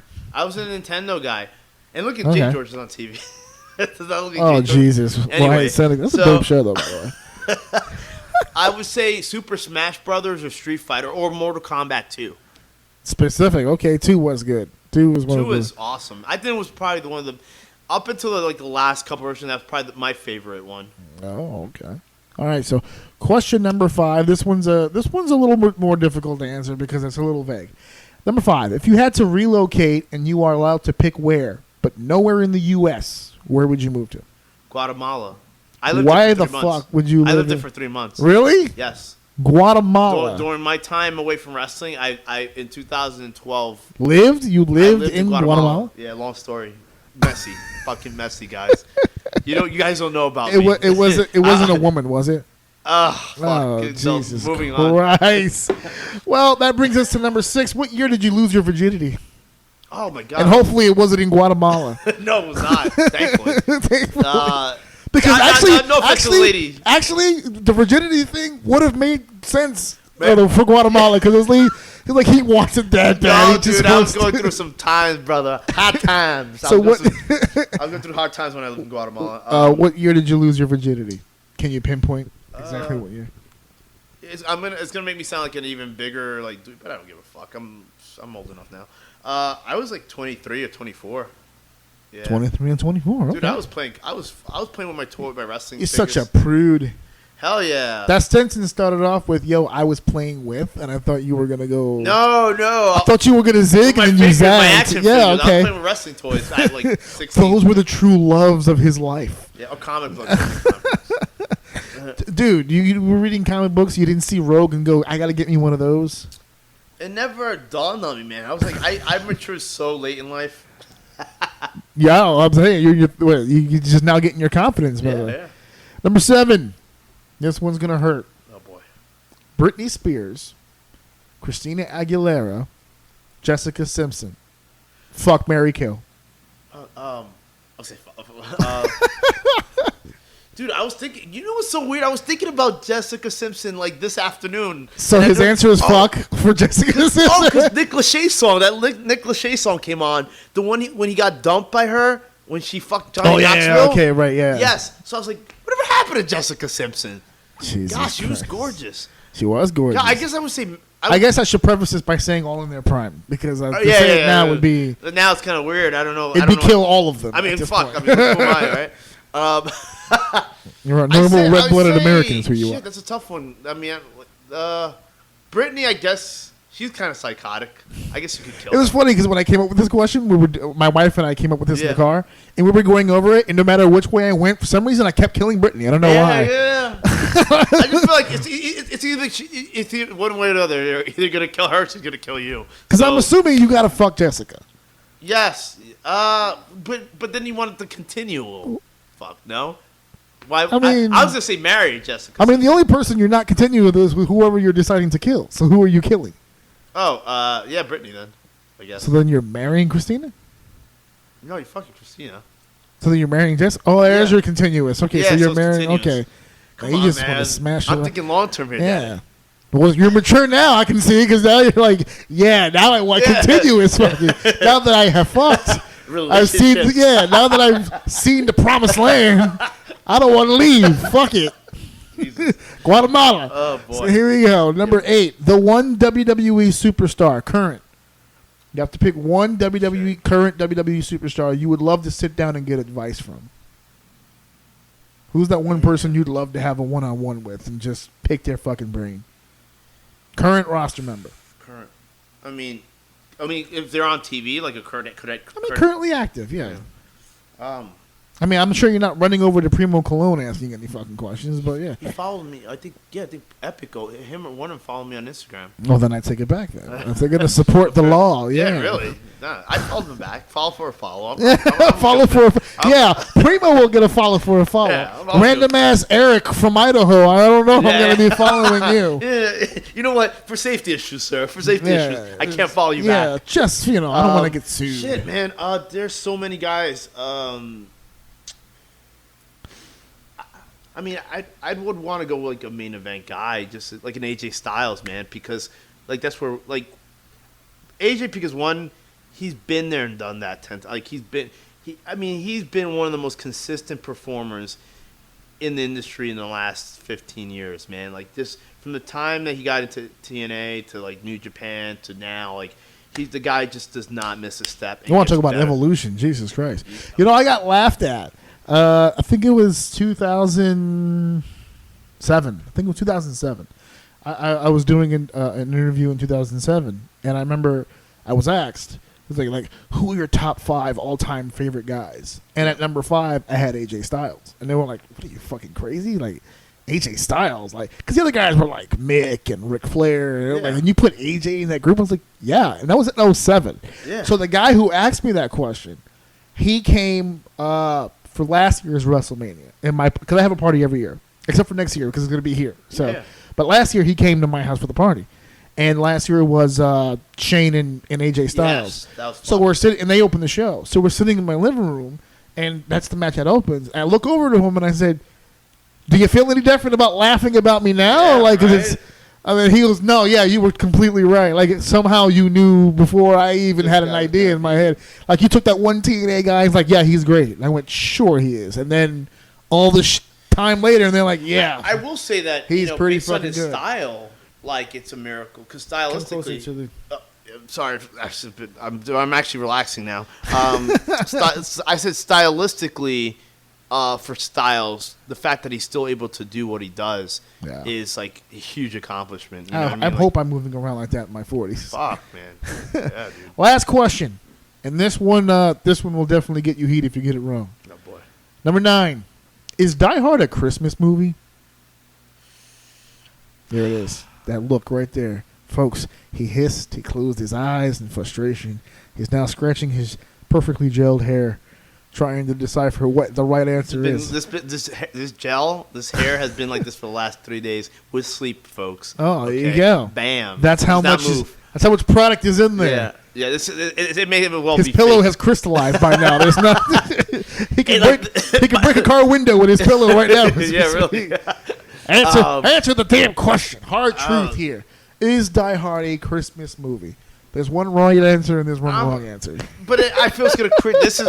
Out of all the things that's going to create controversy about this is going to be this. This is where your character will be decided upon by the fans listening to you for the first time. They will be judging you based on your character on the answer of this question. I know.